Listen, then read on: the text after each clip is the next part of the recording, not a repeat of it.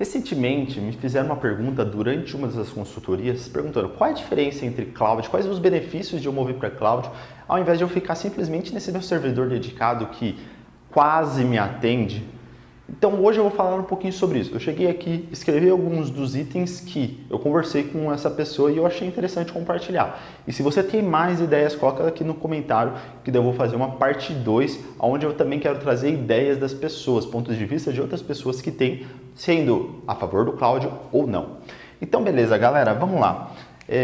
Então, primeiro de tudo, antes de eu começar a falar sobre o assunto, se você ainda não é inscrito no canal, não deixa de se inscrever, que eu estou sempre postando coisas relacionadas ao mundo cloud para te ajudar nessa jornada de aprendizado e também para utilizar cloud no seu dia a dia, porque facilita muito a nossa vida, né? Então, se você não está inscrito, não deixa de se inscrever e também me segue no Instagram, que eu sempre posto notícias lá.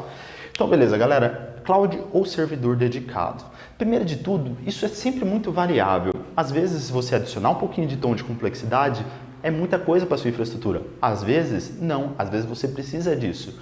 Eu costumo falar já de forma bem rápida, o dedicado, ele te atende quando você tem uma coisa pequena, quando você não está se preocupando em crescer muito. Porque chega um momento que você começa a ter problemas, alguns problemas relacionados a eu não consigo escalar, eu não consigo... E aí, eu estou barrado, eu estou dentro daquele servidor, daquele data center, daquele cara que provê o meu serviço, e eu não sei muito o que fazer agora. Agora, quando a gente fala de cloud, a gente fala de ter servidor dedicado e muitas outras ferramentas que podem nos ajudar a desenvolver o nosso software e crescer nosso software, sendo ele simplesmente em uma determinada região, em um país ou para o mundo todo. Você tem essa capacidade utilizando o cloud e você não paga se você, né, você paga de acordo com o que você vai, né? Você não vai pagar, eu estou criando um sistema aqui para só atender Brasil. Isso não quer dizer que você precisa pagar o proporcional para as outras regiões. Agora, se você for para as outras regiões, tem os preços adicionais do seu serviço chegar até lá. Mas enfim, então em quesitos de facilidade, sem dúvida, quando você coloca facilidade na conversa,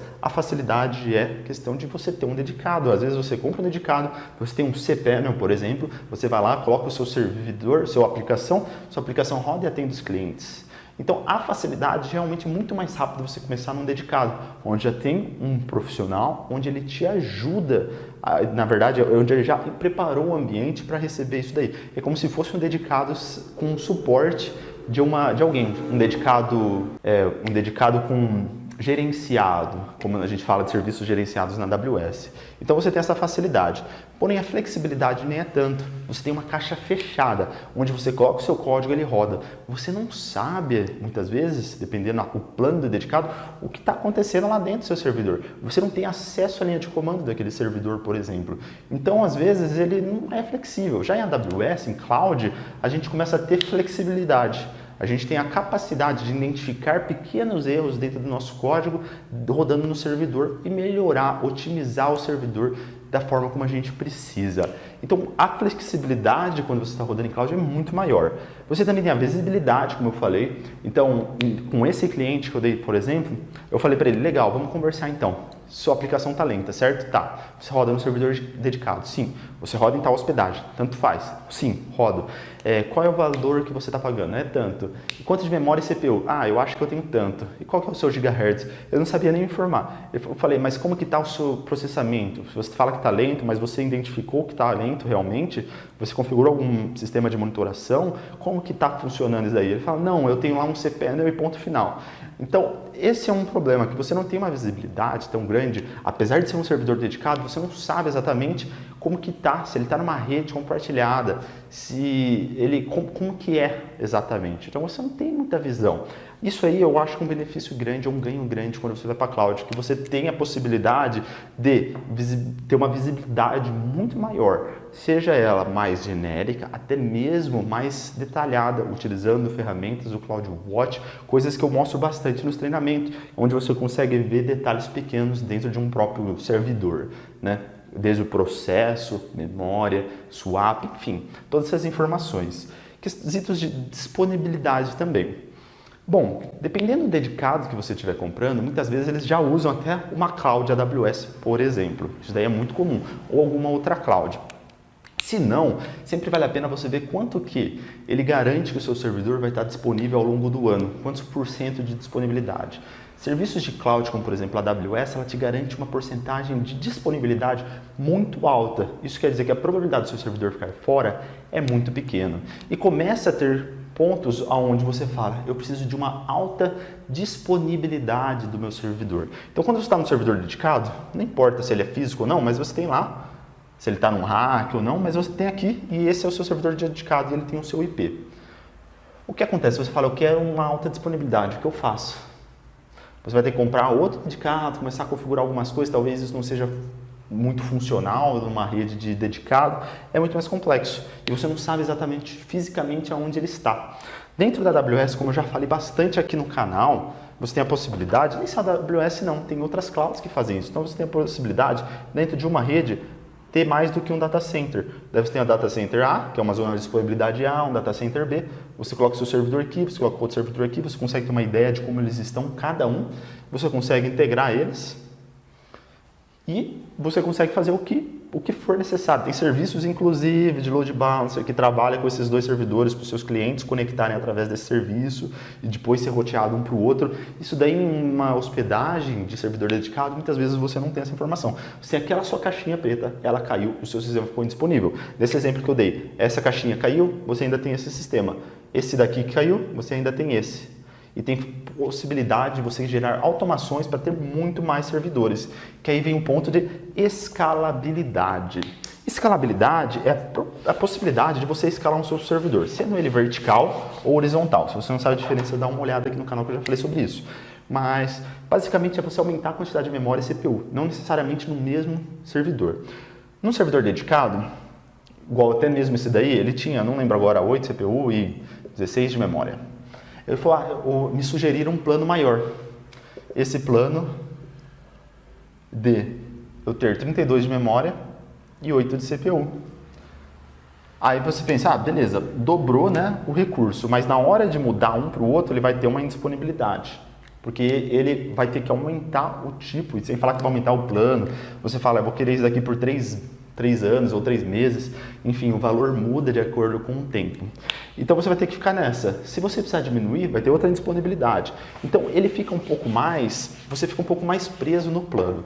Dentro da AWS, igual eu falei anteriormente, você pode ter a sua região, você tem todas as suas zonas de disponibilidade, que são os data centers diferentes, como por exemplo o A, o B e o C.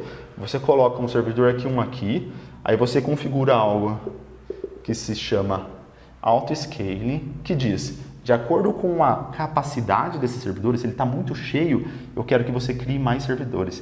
Se ele está pouco usado, eu quero que você desligue servidores, delete os servidores. Dessa forma você pode ter 3, começou a ter mais pessoas, 4, 5. Isso daqui não é algo simples, isso daí é um pouco, você precisa configurar isso.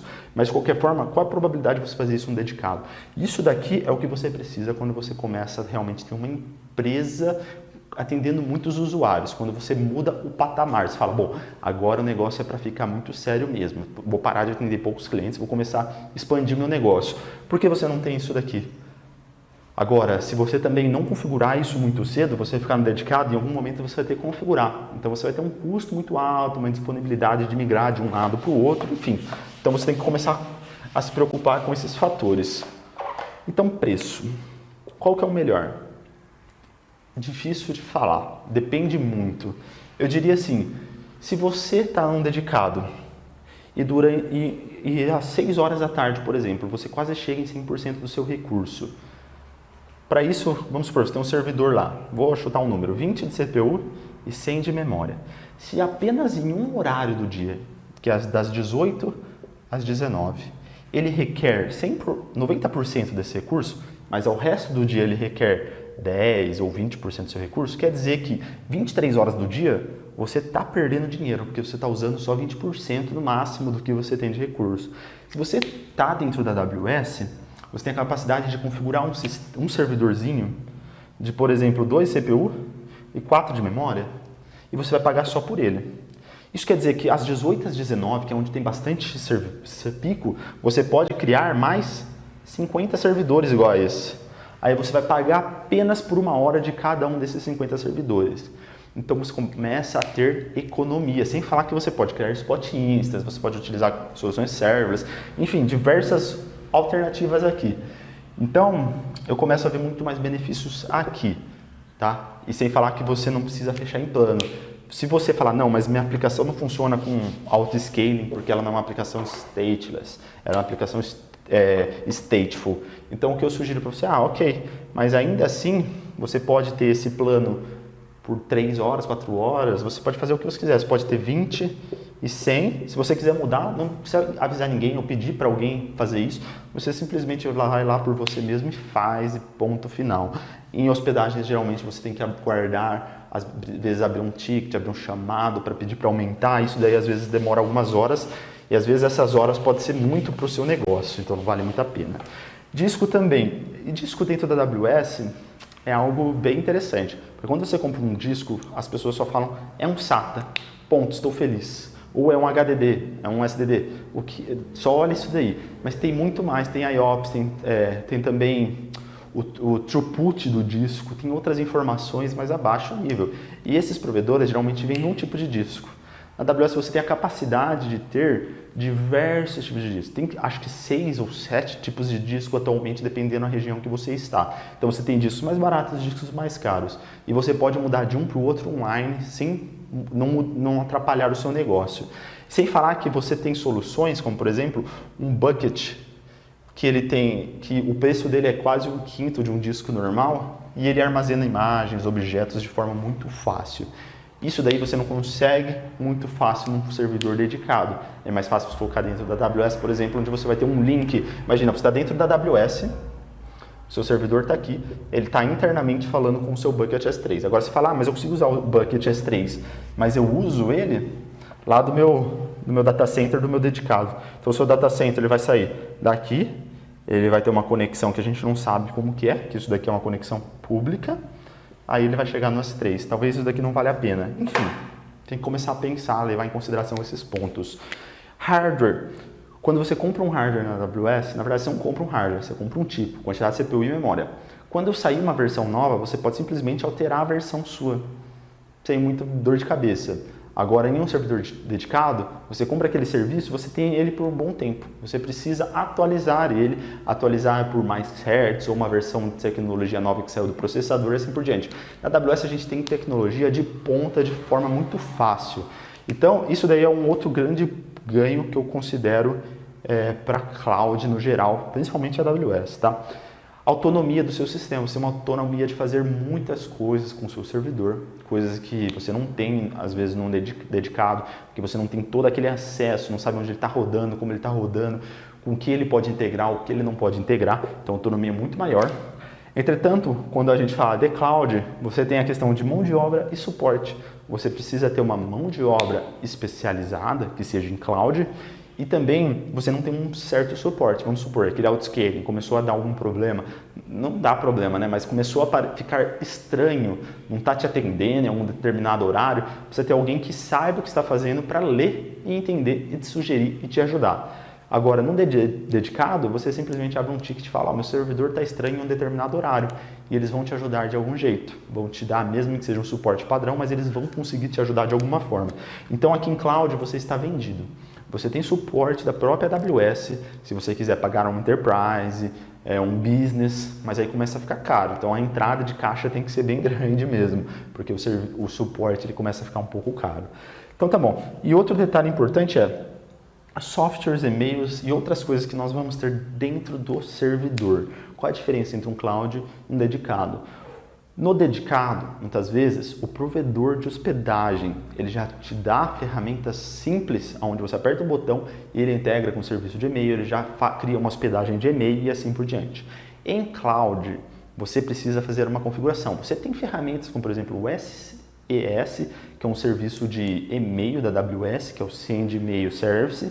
Ele manda os e-mails e tudo mais, porém a proposta dele é diferente. Então ainda você tem que criar tudo por conta própria, diferente de um servidor de serviço dedicado. Dependendo da hospedagem, ele já vem preparado. Vamos supor também, você quer ter um cPanel. Existem soluções alternativas ao cPanel, ou existe a própria cPanel. Você ainda vai ter que baixar ele, instalar no seu servidor para conseguir fazer o que você quer. Então, ele não vem preparado. Também outra coisa, você teria, vamos supor, Na AWS tem banco de dados dentro de RDS, que é um banco de dados gerenciado, mas se você quiser o banco de dados por conta de economia dentro do seu servidor, então eu quero meu banco de dados aqui dentro, uma SQL ou um Postgres, enfim, você tem que instalar por conta própria. Nesse serviço de hospedagem, ele já vem instalado para você. Por exemplo, um WordPress. Eu quero um servidor dedicado com WordPress. Você vai ter que instalar esse WordPress. Tem formas dentro da AWS que você facilita esse caminho, inclusive eu já mostrei aqui no canal. Mas, mesmo assim, você participa dessa instalação. Ele já não vem pronto 100% para você e ponto final. Então, isso daí, galera. Isso daqui é um dos pontos que eu trouxe entre diferença entre cloud e dedicado. Na minha opinião, o melhor é, sem dúvidas, quando você vai para cloud, porque você tem uma visibilidade. Porém, eu entendo que para pequenos negócios ou negócios que estão começando, às vezes, bem às vezes, precisa ser analisado. Um dedicado pode ser uma melhor solução. Pode ser uma melhor solução porque você tem. Porque também, apesar de ser legal o cloud, a gente tem que considerar que em TI você tem que levar em consideração recursos financeiros, recursos de pessoas e também a infraestrutura, quantas pessoas estão acesso, quanto o número de clientes. Não adianta você solucionar lá, ter um tanque de guerra para não participar de nada, né? Um tanque de guerra para matar uma formiga. Enfim, então esses são pontos importantes que eu considero, tá bom, galera? Então é isso daí. Se você ainda não está me seguindo, se você curtiu do vídeo, não deixe de dar um like, se inscreve, ativa o sininho e até o próximo vídeo. Vamos lá!